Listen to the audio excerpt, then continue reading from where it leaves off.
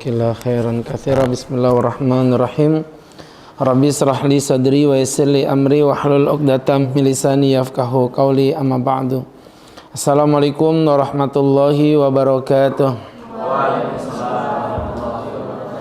Alhamdulillahilladzi ghamara safwata ibadihi bil ta'ifi takhsisin taulan wa amtinana wa allafa baina qulubina fa asbahna bi ni'matihi ikhwana wa naza'al ghilla min sudurina fadilna fid dunya asdiqa'a wa ikhwana wa fil akhirati rufaqa'a wa khillana. Allahumma salli wa sallim wa barik ala rasulillah sayyidina wa maulana wa habibina Muhammadin wa ala alihi wa sahbihi wa man tabi'ahum bi ihsanin qaulan wa fi'lan wa adlan ila yaumil qiyamah. Yaqulullahu ta'ala fi kitabihil karim wa huwa asdaqul qailin biqaulihi a'udzu billahi minas syaitonir rajim. Ya ayyuhalladzina amanu ittaqullaha haqqa tuqatih wa la tamutunna illa wa antum muslimun. Wa yaqulu ayyudha ya ayyuhalladzina amanu ittaqullaha wa qulu qawlan sadida yuslih lakum a'malakum wa yaghfir lakum dhunubakum wa may yuti'illaha wa rasulahu faqad faza fawzan 'azima. Sahabat-sahabatku, jamaah kajian rutin, jamaah majelis ilmu, jamaah PT Sahdina Land yang berbahagia. Alhamdulillah, di sore yang penuh berkah ini kembali kita dapat berkumpul, bertatap muka, bermuajahah. Walaupun jumlahnya agak unyu-unyu ini ya, tapi pengajian itu jangan dilihat dari jumlahnya ya. Yang penting banyak tapi ikhlas daripada sedikit tidak ikhlas ya. Jadi tidak mesti banyak gitu, yang penting jangan sedikit, itu aja pesan Ustadz ya. Jadi alhamdulillah, ini kebanyakan makan emping, wajah kalian tuh tegang begitu ya. Jadi teman-teman yang dirahmati Allah Subhanahu wa taala, dalam kajian kita kali ini alhamdulillah teman-teman yang dimuliakan Allah Subhanahu wa taala, kita masih diperkenankan ya oleh Allah untuk dapat bermuajahah mengawali kajian perdana kita di PT Sahdina Land yang kita cintai dan kita banggakan karena Allah ini. Sahabat-sahabatku yang berbahagia, berbicara mengenai bulan Syawal ya. Syawal ini memiliki 3 momen di dalamnya. Yang pertama adalah momen untuk takmilah. Apa takmilah? Penyempurnaan puasa. Kenapa dengan puasa kita kok butuh disempurnakan Pak Ustadz? Ya, puasa kita butuh penyempurnaan karena teman-teman yang berbahagia, yang dirahmati Allah, harus kita sempurnakan dengan puasa Syawal. Yang mana Nabi bersabda, man shoma Ramadan, barang siapa berpuasa Ramadan, thumma, kemudian atsba'ahu sittan min Syawal, diikuti dengan 6 hari di bulan Syawal, faka'annama shoma dahra kullah, seakan-akan dia berpuasa dalam waktu 1 tahun. Jadi tentu kalau kita udah ngomong poin yang seperti ini ya, tentu kita mengambil pelajaran ya, kita bermuhasabah. Teman-teman yang dimuliakan Allah Subhanahu wa taala, bahwa memang jangan tinggalkan puasa Syawal. Ini ibaratnya kalau Sahdina buat promo gitu, harga rumah satu misalnya 300 juta, tapi yang mau nambah 400 juta dapat 2 rumah. Kira-kira orang ngambil yang 1 rumah apa 2 rumah? 2 rumah, walaupun dia butuhnya cuma 1. Kenapa? Tanggunglah, tinggal nambahin 100 jadi 2 rumah. Ya udah, ambil 2 aja, mestinya gitu. Jadi teman-teman yang berbagi itu strategi marketingnya Allah juga begitu. Yang puasa Ramadan 30 hari ya dapat pahala 30 hari. Begitu ya, yang puasa Ramadan 30 hari ya dapat pahala 30 hari. Tapi tambahin 6 aja. Ya, teman-teman yang berbahagia, tambahin 6 aja. Apa yang terjadi? Maka teman-teman yang dirahmati Allah mendapatkan pahala. Ya, teman-teman mendapatkan pahala sampai 1 tahun. Ya, ini kan tentu kalau boleh belajar ya di poin itu, teman-teman yang berbahagia, ini keutamaan yang dahsyat. Gimana tuh hitungannya Pak Ustadz? 30 hari ditambah 6, 36. 36, Nabi bersabda, wal hasanatu bi asyri amsaliyah, 1 kebajikan dikalipatkan dengan 10 kebaikan. Ya, 36 kali 10 berapa? 360. Kan begitu hitungannya. 360. Sedangkan dalam 1 tahun berapa hari? Ini nggak pernah ada yang sekolah SD gitu kan? 365. Ya, berarti kurang berapa itu? 5 hari. 5 harinya kemana? 5 harinya itu adalah hari yang Allah haramkan puasa di dalamnya.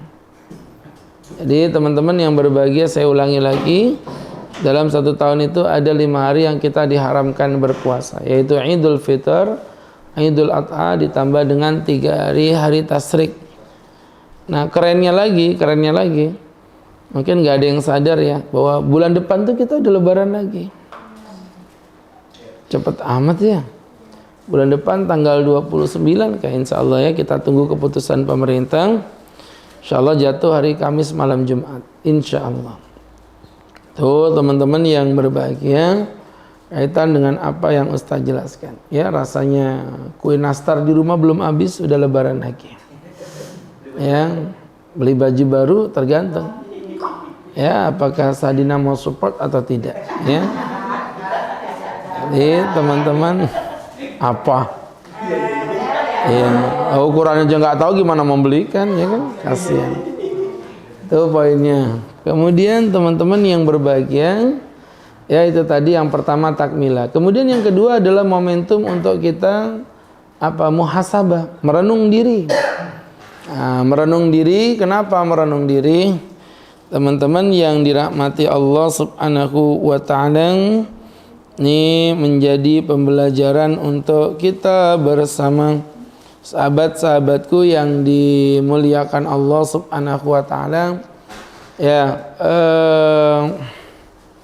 ya begitu ya, kita nanti muhasabah di bulan ini. Karena gini loh teman-teman, kenapa sih orang mau beli obat padahal pahit ya? Obat itu kan pahit, harganya mahal loh.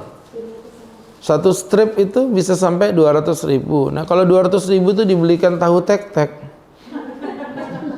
ya itu mohon maaf itu sampai muntah-muntah memang kalian. Ya teman-teman yang dirahmati Allah, nah sama seperti itu. Makanya kenapa orang mau beli obat? Karena yang dilihat sama orang itu bukan obat, bukan rasanya gitu. Yang dilihat sama orang itu sekali lagi bukan rasanya, tapi apa? Efeknya. Apa efeknya teman-teman yang dimuliakan Allah Subhanahu wa taala? Efeknya adalah berkaitan dengan masalah setelah minum obat itu ada nggak perbaikan diri. Nah sama kita Ramadan juga begitu ya kan. Setelah kita berpuasa Ramadan ada nggak perbaikan diri, jadi orang yang lebih baik gitu, jadi orang yang lebih bagus. Nah kalau enggak, membuat apa kita puasa capek-capek nggak makan selama 30 hari ya kan, daripada begitu ya nggak ada gunanya dong kan begitu. Nah tapi kenapa kita melakukan itu? Karena kita punya keyakinan setelah Ramadan ada sesuatu yang lebih baik. Nah itu muhasabah, apakah Ramadan ini mencetak sesuatu yang baik pada diri kita? Itu yang kedua. Yang ketiga, bagaimana ternyata Syawal menjadi momentum untuk merajut ukhuwah.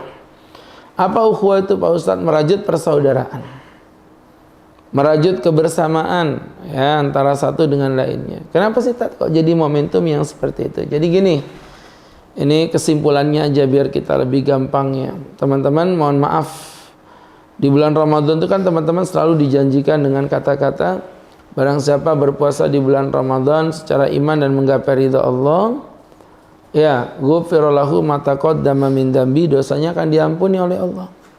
Nah kata-kata dosanya akan diampuni oleh Allah itu kemudian menimbulkan efek kesalahpahaman. Dipikir semua jenis dosa akan diampuni Allah. Enggak. Yang diampuni Allah itu hanya pada satu jenis dosa, yaitu dosa yang berhubungan pada hukukullah, hak-haknya Allah. Masih tersisa ada 50 bagian lagi yang harus kita perhatikan, yaitu dosa kepada sesama manusia. Itulah yang disebut dengan hukukul adami, hak-hak anak Adam. Nah problemnya kita terlalu mementingkan urusan kita kepada Allah, kemudian meremehkan urusan kepada manusia. Nah, padahal tuh kalau Ustadz boleh bilang salah. Hubungan pada Allah penting, yes, itu nggak salah. Tapi hubungan pada manusia nggak bisa dianggap nggak penting, teman-teman. Ya, lebih penting mana hubungan kepada Allah dengan manusia? Sekarang saya tanya, kalau Anda keluar negeri lebih penting mana, punya tiket atau punya paspor? Punya paspor. Terus keluar negeri jalan kaki gitu. Paham nggak maksudnya? Itu pertanyaan yang tidak akan bisa terjawab. Ya. Jadi artinya teman-teman, hubungan pada Allah dan hubungan pada manusia itu adalah juz'un la yatajazza, satu bagian yang tidak akan terbagikan untuk selama-lamanya. Itu poin yang harus teman-teman pahami ya. Sehingga ini tentu menjadi pembelajaran untuk kita bersama. Sahabat-sahabatku yang berbahagia, itu akan kita buktikan secara kajian fikih dari 3 poin bahwa dosa kepada manusia itu tidak kalah penting dibandingkan dosa kepada Allah. Ada 3 poin yang akan kita jadikan sebagai landasan dan membuktikan bahwa memang secara fikih hubungan pada manusia itu lebih berat dibandingkan hubungan kepada Allah. Apa saja itu Pak Ustadz? Yang pertama, ringan tapi mematikan. Tahu ringan tapi mematikan. Teman-teman yang berbahagia yang dimuliakan Allah Subhanahu wa ta'ala, kami pertegas lagi. Mungkin orang menyangka gigitan semut itu gigitan yang ringan. Mungkin beda dengan gigitan ular, gigitan serigala, gigitan krokodil, campurannya soto Banjar ya. Perkedel ya. Jadi perkedel itu temannya Mama Dedeh ya. Cing Abdel. Teman-teman, Cing Abdel itu kan ukuran bajunya Ustadz. L. Jadi kalau kita belajar hubungan pada manusia ini ternyata lebih berat dibandingkan kepada Allah. Oke, kita buktikan. Yang pertama, ditinjau dari sisi tadi ringan tapi berat. Ringan tapi mematikan. Ada gigitan semut yang bisa mematikan orang loh. Ada salah satu jenis semut, coba di browsing. Ngeri kan? Semut bisa membunuh orang. Jadi teman-teman yang dimuliakan Allah Subhanahu wa ta'ala, itu kalau kita pelajari, teman-teman yang berbahagia, ada beberapa hal yang kita remehkan di muka bumi ini. Contoh kayak COVID kemarin itu kan efeknya batuk, efeknya cuman bersin, itu kan penyakit-penyakit ringan. Tapi ternyata COVID sendiri sudah terbukti bisa menjadi sebab matinya orang gitu. Nah ini tentu menjadi muhasabah ya dalam renungan kita bersama teman-teman yang dimuliakan Allah Subhanahu wa ta'ala. Itu tadi berkaitan dengan masalah ringan tapi mematikan. Yuk kita buktikan secara kajian fikih. Teman-teman, dari sisi perasaan berdosa, jujur sama Ustaz. Dari sisi perasaan berdosa, ada orang misalnya berzina, digerebek warga, ketakutan nggak kira-kira dia? Takutan. Ada orang pakai narkoba, digerebek polisi gitu, kira-kira ketakutan nggak itu? Takutan ya. Ada ibu-ibu bergosip di depan rumah, digerebek warga, TNI 1 batalion, polisi 1 komando. Yang ada polisi dibentak-bentak. Apa kau? Nggak ada takut-takutnya. Kenapa? Alasannya. Padahal mohon maaf ya. Dosanya selevel loh. Oh iyalah. Zina, narkoba, ghibah itu kan dosa-dosa besar. Kenapa yang ini kok merasa wow, yang ini kok merasa biasa? Jawabannya simpel. Karena yang ini berhubungannya kepada Allah. Zina itu pelanggaran terhadap Allah. Narkoba itu pelanggaran terhadap hukum Allah. Tapi giliran orang berghibah biasa, karena dianggap cuma manusia. Padahal mohon maaf ya teman-teman yang dimuliakan Allah Subhanahu wa ta'ala, ini kalau kita pelajari dari apa yang Ustaz jelaskan tadi, sahabat-sahabatku yang dimuliakan Allah Subhanahu wa ta'ala, ya sahabat-sahabatku yang dirahmati Allah, itu dosa kepada manusia itu berat. Nah ini Ustaz akan buktikan dalam sebuah atau dalam rentetan banyak banget hadis-hadis yang ada. Ternyata dosa kepada Allah itu bersyarat pada dosa berhubungan pada manusia. Contoh misalnya begini, Man la yaskurin nas la yaskurillah. Siapa yang tidak bersyukur kepada manusia, tidak akan dia bisa bersyukur kepada Allah. Jadi kalau Anda itu mau bersyukur kepada Allah, syukur dulu kepada manusia. Ya gitulah. Jadi kalau Anda mau rezeki Anda itu tepat waktu, ya kepada manusia itu datang pengajian tepat waktu dulu. Itu misal contoh. Contoh doang. Nggak usah ketawa-ketawa gitu. Ya.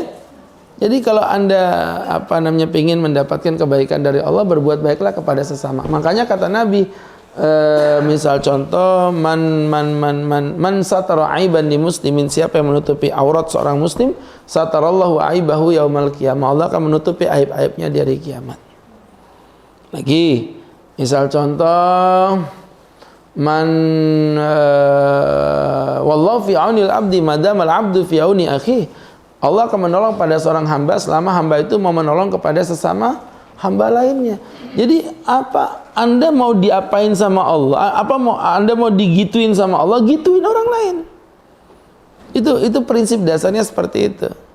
Ya, Anda mau dihargai sama Allah, hargai manusia. Ya, kalau kelakuan kita tuh sama manusia aja nggak sopan gitu kan? Ngomong, kadang-kadang ada orang ngomong sambil main HP. Itu kan banyak orang yang kayak gitu itu. Itu kan namanya orang nggak sopan. Ada, saya lihat itu kayak misalnya orang ngomong situ, iya Mbak, sebentar aku kesana ya gitu. Itu nggak sopan. Terus sama teman, apalagi sama ustadznya, lebih sadis lagi. Ya, lebih gelai. Ya. Jadi ceritanya kalau ada, kalau nggak ada nggak usah dipaksain juga biasa. Ya teman-teman ya. Jadi teman-teman yang berbahagia, kenapa sholat itu disuruh ngadep kiblat?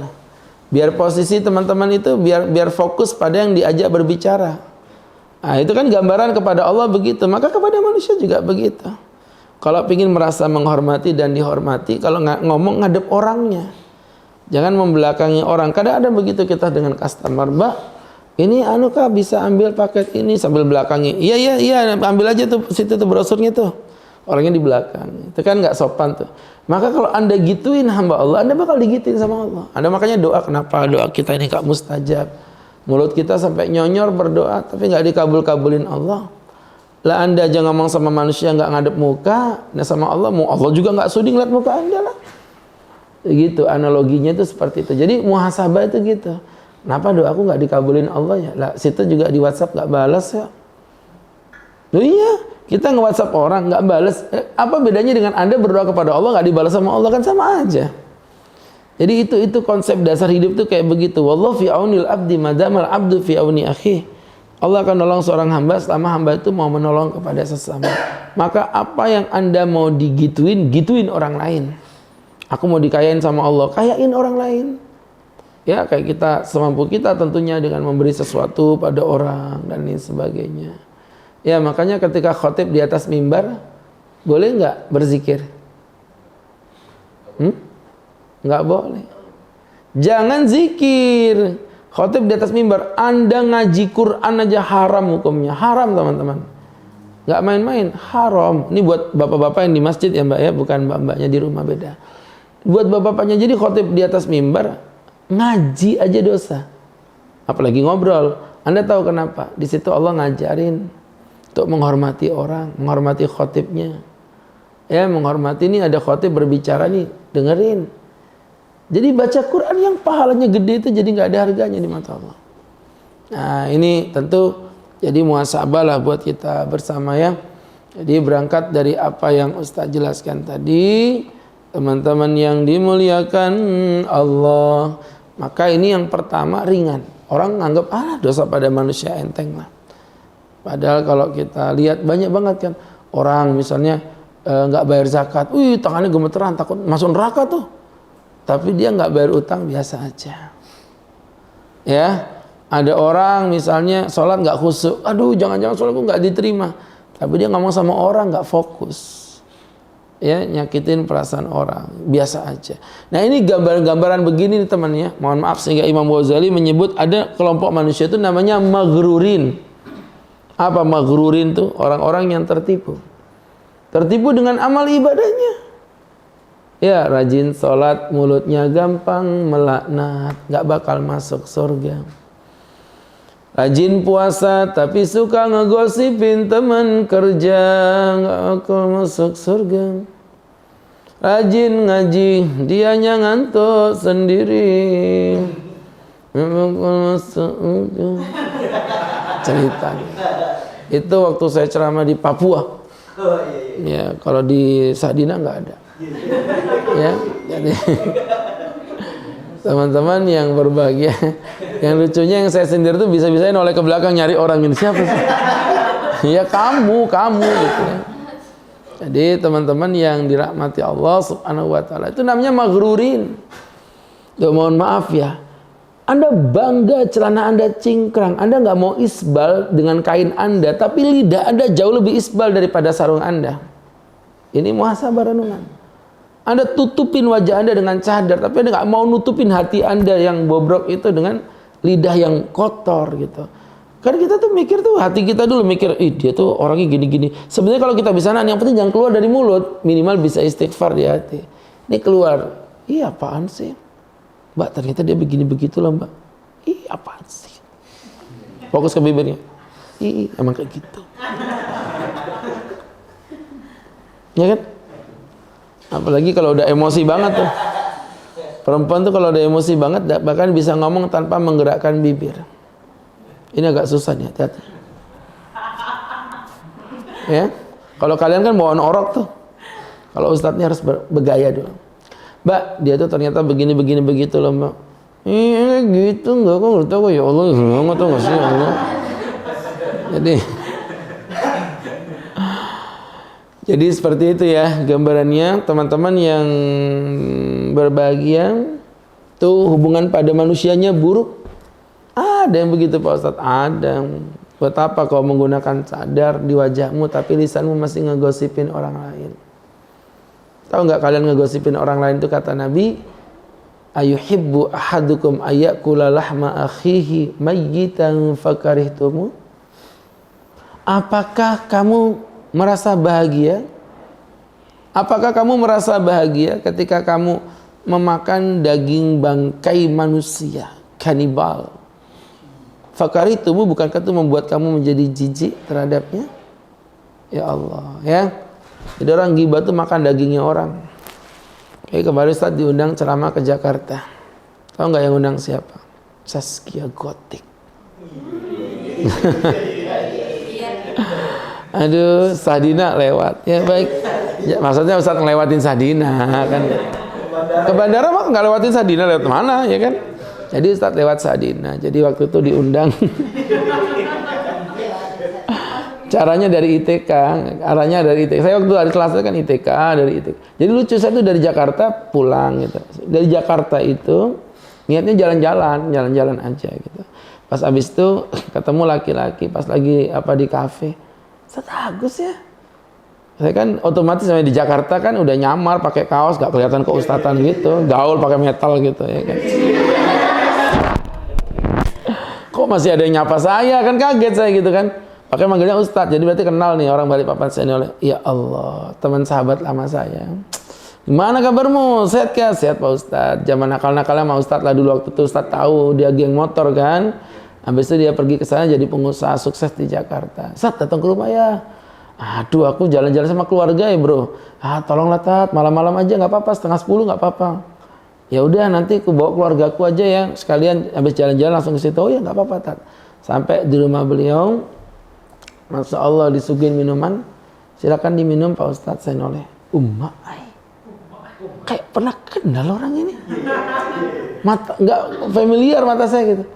Lah, ini Mbak Zaskia? Iya Pak Ustadz. Masya Allah. Jadi kau nikah sama dia? Iya Pak Ustadz. Kenapa nggak bilang dari tadi? Oh gitu, saya pakai baju yang ganteng lah. Ya.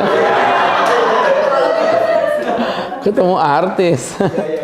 Jadi alhamdulillah ya, istri saya juga nggak tahu kan ya, kita ngobrol-ngobrol awalnya nggak paham gitu ya, ngobrol aja. Kalau dia kaya saya tahu dia orang kaya, tapi maksudnya kalau dia sampai nikah sama artis saya nggak kenal gitu. Akhirnya ngobrol-ngobrol, punya obrolan, nanti ini mau manasik nih Ustadz yang ngisi ya. Ya udah, jadi saya pulang Jakarta tuh hari Minggu pulang, hari Selasa berangkat lagi ke Jakarta. Ya, dan kerennya di Jakarta Ustaz nggak nginjek tanah Jakarta itu. Sampai di bandara, dibawa ke hotel di bandara, ya ceramah di bandara malam-malam, apa manasik, subuh-subuh Ustaz pulang. Kayak orang kurang kerjaan ya.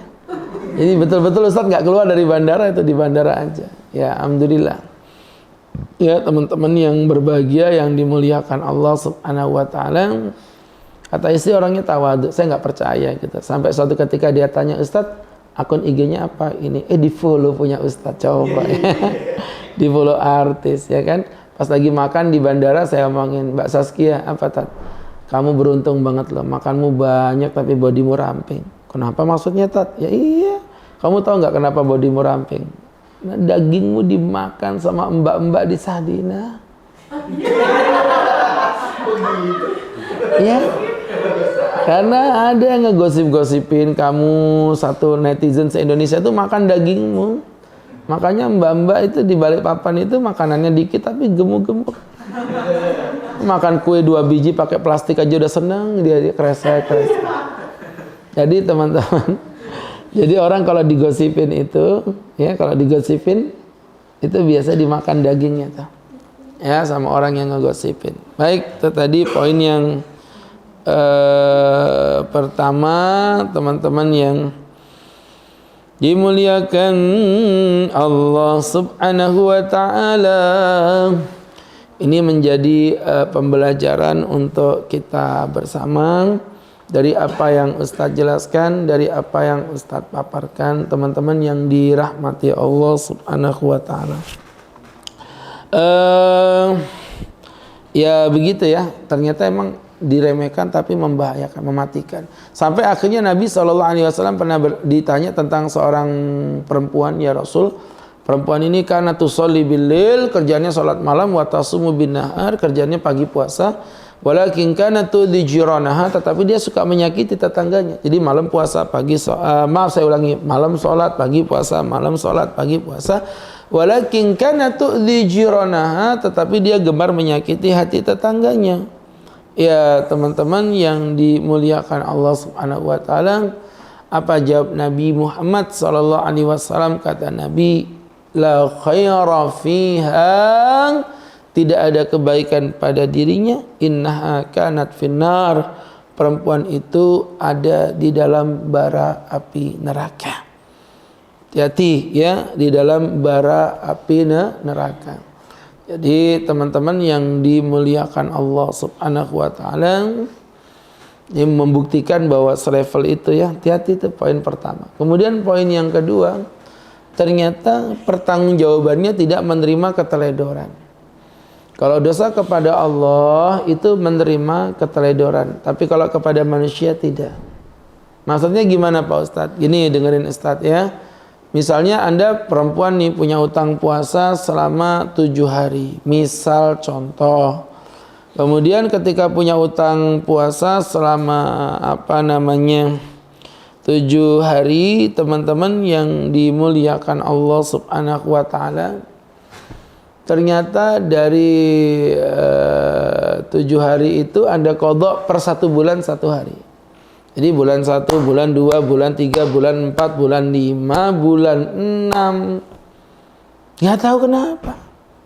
Di bulan 6 ini Anda yakin itu bulan ke-7. Yakin, hakul yakin. Pokoknya benar-benar yakin dah. Teman-teman yang dimuliakan Allah Subhanahu wa taala. Sehingga Anda mati masih berkeyakinan utang Anda lunas. Padahal di mata Allah sebenarnya puasanya masih kurang 1. Tuh Anda sampai mati tetap lupa. Pertanyaannya, kira-kira diampuni Allah enggak?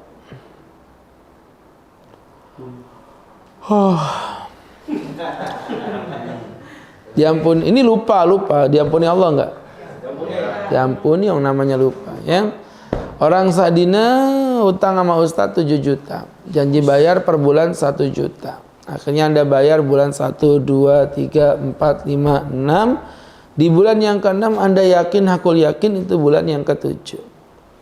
Padahal itu bulan yang ke-6.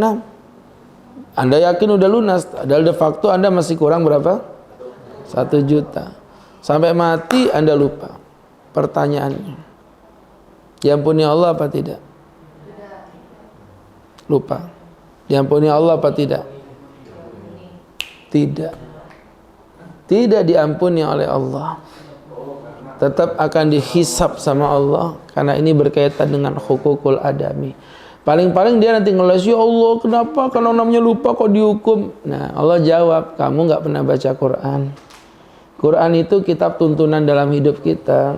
Teman-teman dengerin, kitab tuntunan dalam hidup kita. Teman-teman dengerin, kitab tuntunan dalam hidup kita. Teman-teman dengerin, Kiki, kitab tuntunan dalam hidup kita. Teman-teman dengerin, ya. Harusnya, mestinya. Kalau misalnya di Quran itu ada ayat yang panjang, ngebahasnya tentang apa? Tentang sholat, tentang puasa, tentang zakat, tentang haji. Mestinya begitu. Tapi faktanya, asal teman-teman tahu, ayat paling panjang di Quran bukan ngomongin sholat, bukan ngomongin puasa, bukan ngomongin haji, justru ngomongin tentang administrasi utang piutang. Ya, surah Al-Baqarah 282. Itu ngomongin administrasi utang piutang, itu ayat paling panjang di Quran. Tahu panjangnya? Satu muka Quran dari atas sampai bawah itu satu ayat. Biasanya kalau kita baca Quran satu muka kan bisa 6, 7, 5 ayat lah, pokoknya macam-macam lah. Ini cuma satu ayat, saking panjangnya. Dan itu administrasi utang. Ya ayyuhalladzina amanu, hai orang yang beriman. Ya.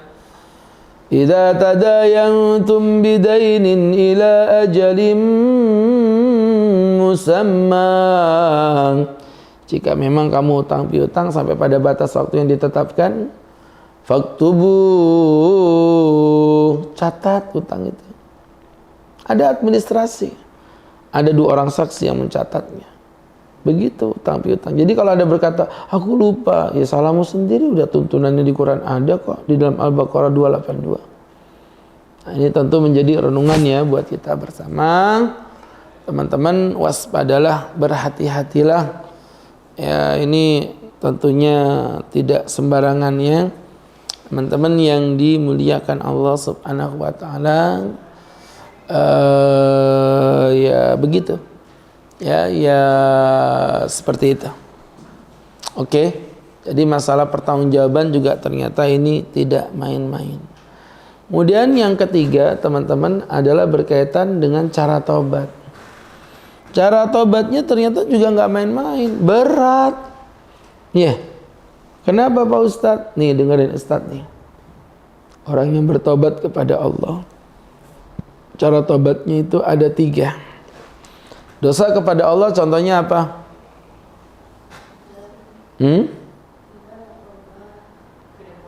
Ngomong yang jelasnya apa? Ya satu-satu jawabnya ini nyata apa aja tapi zina. Nah udah jelas. Ada yang lain gitu kan, narkoba kan bagus. Zina, narkoba nggak ada apa, dosanya kamu nanya gitu.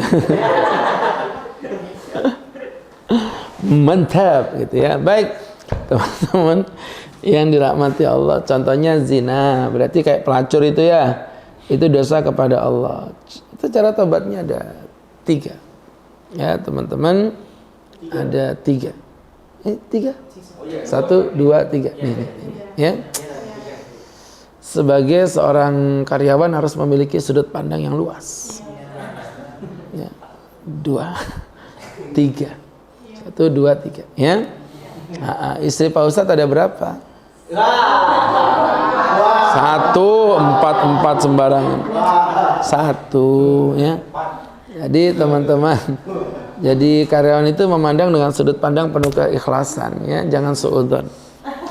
Maka teman-teman yang berbahagia itu ada 3. Yang pertama adalah an-nadm, penyesalan. Jadi nyusul sesal-sesalnya. Ada perasaan benci terhadap masa lalunya. Ya, paham teman-teman ya? Ada perasaan risih dengan masa lalunya. Nah, ini kalau kita pelajari dari apa yang Ustadz jelaskan, dari apa yang Ustadz paparkan, jadi ada perasaan kayak trauma lah kalau bahasa kita ya. Naik motor lewat jalan minyak, kemudian datang begal. Begal ya, begalino itu. Kalau pegal tuh yang punya sepeda itu apa? Jadi teman-teman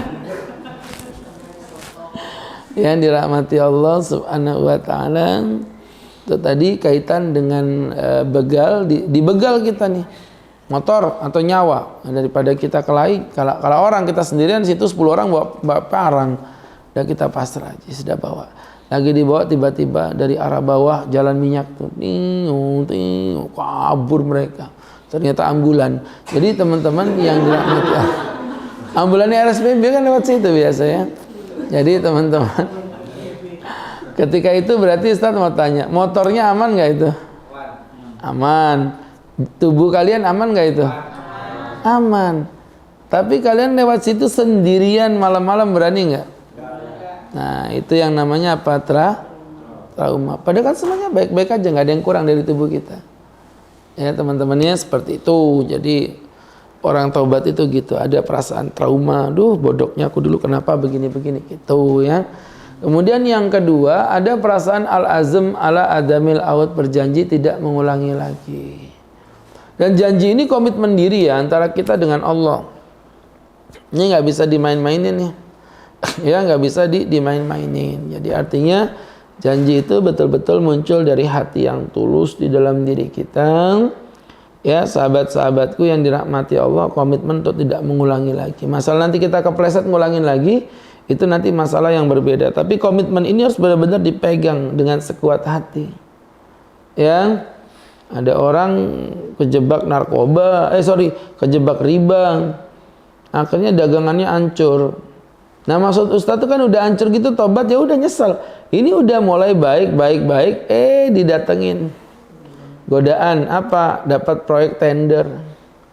Ya dia pengusaha kapal. Satu kapal tuh keuntungan bulanannya bisa 1 M lebih. Keuntungannya itu. Keuntungannya bisa 1 M satu kapal. Akhirnya didatengin yang perusahaan, kami butuh 4 kapal. Padahal kapalnya cuma 2. Yang 2 gimana? Akhirnya tiba-tiba ada tawaran dari si Wewe Gombel. Udah ngutang tempat kami aja. Nanti sekian-sekian, nanti kami kasih bunganya sekian-sekian. Bunganya itu per bulan bisa mencapai angka 200 juta. Tapi kan dia mikir 2 kapal dapat 2 M. Cara berpikirnya gitu tuh. Kalau orang riba itu gitu, dibodohin sama setan. Kalladzi yatakhabbatu syaitanu minal mas. Seperti orang yang dibodohkan oleh setan menjadi orang yang gila. Orang riba begitu tuh. Nah, diajar sama setan. Dah, utang lagi, kacau lagi, tambah lebih parah utangnya, lebih ngeri lagi. Ya, seperti itu gambarannya teman-teman. Kemudian yang ketiga adalah ar-rad, wajib mengembalikan. Mengembalikan jika berhubungan, al-iqla' anidunub, melepas jaring-jaring dosa. Jadi ketika Ustadz misalnya minum bir, kalau tobat dari bir nggak cuma meninggalkan botol birnya, tapi meninggalkan orang-orang yang berpotensi ngajakin Ustadz minum bir. Ketika kita berzina, maka tobatnya bukan cuma meninggalkan zina, tapi meninggalkan teman yang biasa ngajakin zina. Nggak apa-apa lah Tat, aku tetap berteman orang teman doang. Jangan, nanti kamu tergoda. Tat, aku udah punya iman. Jangan begitu. Dalamnya lautan ada yang tahu. Dalamnya sarung siapa yang tahu? Ya, mantap ya. Jadi teman-teman, ini harus dipahami ya. Jangan sampai terjebak pada kemaksiatan yang sama. Berbeda dengan dosa kepada manusia. Ada apa dengan dosa kepada manusia? Penasaran? Stay tune di radio kesayangan Anda di syahdinafm.com ya. Mencerdaskan spiritual Anda. Baik teman-teman, nanti kita akan next di fikih hak adami sesi 2 di 2 pekan ke depan insyaallah dengan izin Allah Subhanahu wa taala. Tafadhal jamaah, jika ada yang mau bertanya Ustadz persilahkan, mangga silakan.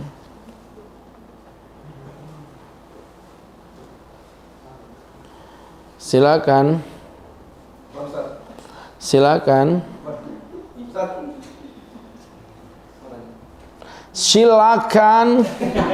Mancing emosi orang ini. Gini Ustaz, dan untuk menghindari dosa jiwa tadi kan berat Ustaz. Apakah ada amalan-amalan tertentu yang di pagi harinya kita bisa lakukan untuk Baik. Bahasanya mungkin bukan amalan, tapi trik-trik tertentu ya. Kalau amalan itu kayak doa-doa gitu enggak. Kita nggak ngomongin itu. Kita ngomongin tentang konsepnya. Konsep supaya kita bisa meninggalkan ghibah itu gimana, Tat? Satu, jangan terlalu sering ketemu orang kalau nggak penting. Kenapa? Karena Anda nggak mungkin berghibah sendirian, kan? Ya, dengan mengurangi bertemu orang, otomatis itu mengurangi potensi kita berghibah. Kebayang nggak Mbak Sadina ini depan pintu berghibah sendirian? Kamu gue kasih tahu ya. Jawab nih, kenapa Cin? Itu namanya seteres. Tahu seteres? Stres. Satu. Yang kedua, lemahkan lisanmu untuk beribadah. Jadi gini, saya kasih tahu, ibadah dan maksiat itu berbeda, tapi memiliki satu kesamaan. Apa samanya? Sama-sama membutuhkan tenaga. Lo zina dengan berhubungan seks pernikahan kan sama-sama itu. Cuma bedanya zina dosa, berhubungan seks dalam pernikahan dapat pahala. Tapi sama-sama mengeluarkan tenaga nggak? Iya. Makanya mohon maaf, walaupun digoda cewek cantik, laki-laki itu agak gampang tergoda. Enggak juga. Kalau sebelum berangkat kantor, selalu diperes sama istrinya, habis juga dia di luar. Maksudnya bajunya kan basah, Mbak, diperes gitu ya. Ya seperti itu. Banyak anak kecil ya. Jadi teman-teman yang dirahmati, paham gak sih? Jadi teman-teman semua butuh tenaga. Oh iya, teman-teman makanya makan halal dengan makan haram sama-sama butuh tenaga. Bedanya ini benar, ini salah. Kalau Anda udah mengenyangkan perut Anda dengan makanan yang halal, dikasih babi nggak pengen sudah. Kalau Anda udah diperas habis dari rumah, didatangkan cewek cantik udah nggak pengen. Ya seperti itu. Maka kalau mulutmu kau isi dengan tilawah, zikir, Quran, diajak ghibah, malas. Ya contohnya siapa? Ini orang depan Anda ini. Oh iya, dari pagi sampai malam ngomong terus pengajian, terus kalian dia gosip-gosip yang receh. Itatat artis begini-gini. Terserah.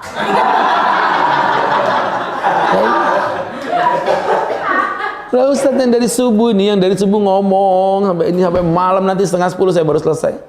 Terus kalian ajak ngomong masalah yang receh-receh, ngurusin Zaskia Gotik, mana ketehe.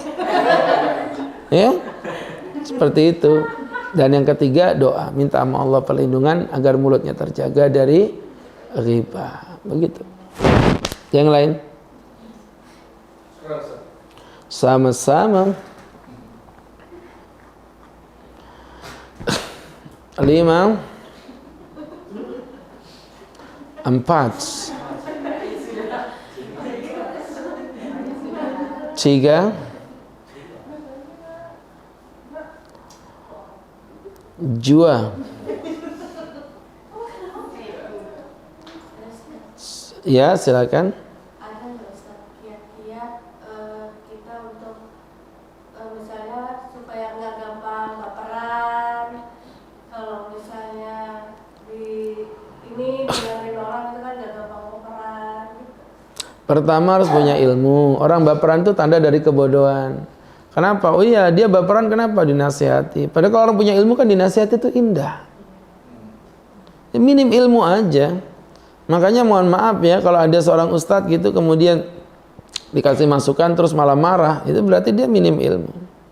Nah, kecuali kalau yang Anda nasihati salah, saya bakal balas untuk menasihati Anda. Pernah ustadz lagi ceramah itu kan saya bilang, janganlah kamu sujud seperti sujudnya seekor anjing, itu hukumnya makruh di mata Allah, buruk, dengan cara menggelemparkan pucuk jari sampai pucuk siku begini.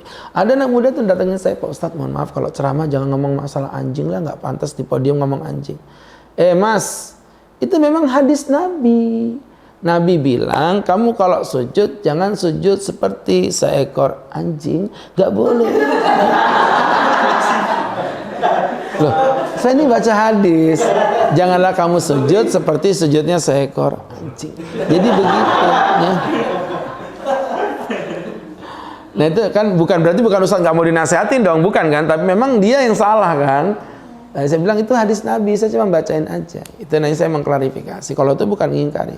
Ya kalau udah nyata-nyata salah dia oke kan. Satu, minim ilmu. Kemudian yang kedua, minim wawasan. Maksudnya minim pengalaman.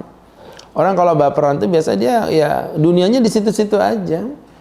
Ya kalau orang dunianya udah lapang ya udah tahu keadaan macam-macam, dalam hidup ini ya saya udah bisa memahami. Contoh ya, ada orang pengajian sambil ngerokok. Kalau awal saya ceramah saya sakit hati lah. Tapi karena saya udah banyak pengalaman berdakwah kemana-mana, saya ngerti. Emang ada beberapa orang yang anggap ngerokok di pengajian itu bukan aib. Ada. Saya tidak mau nyebut nama sukunya lah. Yang jelas kalau ngomong, Pak Ustadz, kalau di tempat kami yang namanya merokok dalam pengajian itu sudah biasa-biasa saja. Adalah. Gak usah disebut nama sukunya. Ya, jadi teman-teman, itu yang kedua. Dan yang ketiga, profesionalisme dalam memahami diri. Maksudnya apa ya? Sadar diri aja. Anda baper itu kan karena Anda merasa mulia. Ya betul ya?